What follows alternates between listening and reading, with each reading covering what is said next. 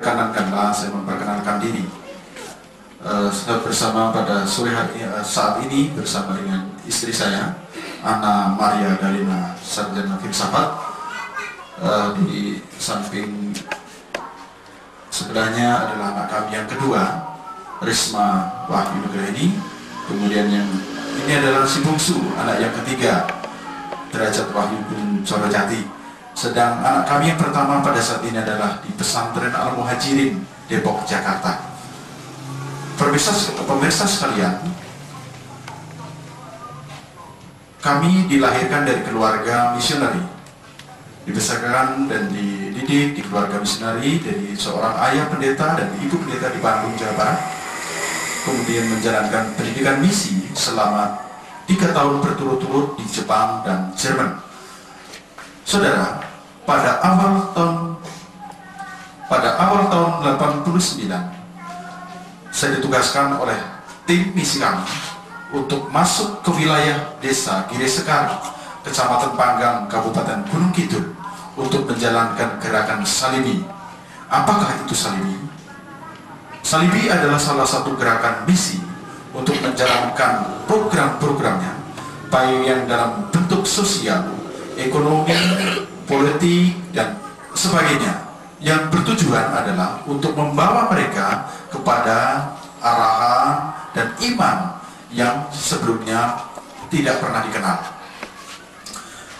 Salibi dikenal dengan lambang salib, berarti lambangnya orang non-muslim. Kami dari keluarga gereja yang cukup dominan dan cukup berbobot. Tapi alhamdulillah atas rahmat dan pertolongan Allah Subhanahu wa taala, pada waktu saya menjalankan tugas banyak ditolong dan banyak ditopang oleh aparat pemerintahan desa.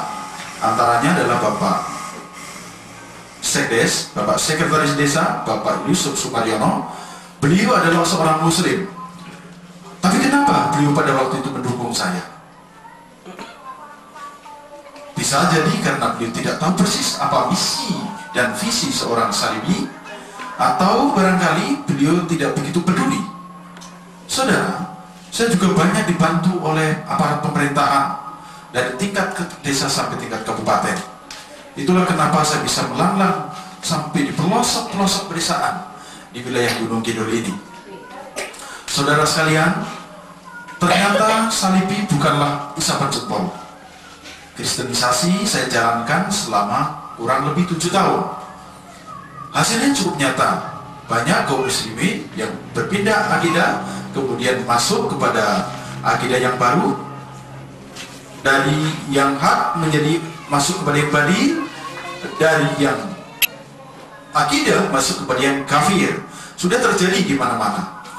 Mungkin salah satunya adalah di desa Giri Sekar ini, yang tadinya tidak ada kaum Kristianinya, sekarang sudah kurang lebih 200 orang yang masuk di sana. Saudara sekalian, marilah setelah saya mendapatkan hidayah dari Allah Subhanahu wa taala, ternyata itu perbuatan adalah perbuatan yang sangat buruk dan sangat dibenci oleh Allah Subhanahu wa taala. Oleh sebab itu, saudara sekalian, marilah kita cermati apa itu dan siapa itu. Bagaimana caranya supaya kita bisa mengantisipasi gerakan-gerakan yang merugikan kaum muslimin sekalian.